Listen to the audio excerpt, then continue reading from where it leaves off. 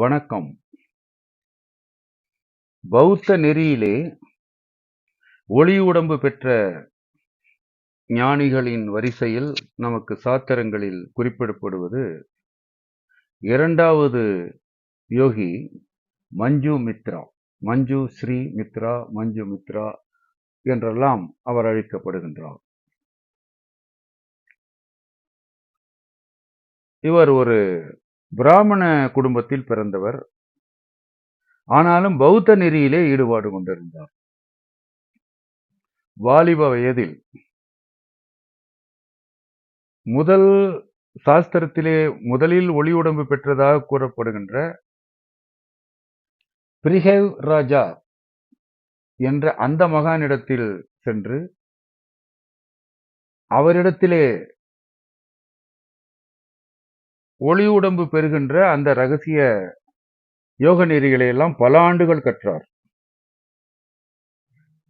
சுமாராக 75 ஆண்டுகள் கற்றதாக சொல்கிறார். அப்போதே அவருக்கு கிட்டத்தட்ட 100 வயது ஆகிவிடுகிறது.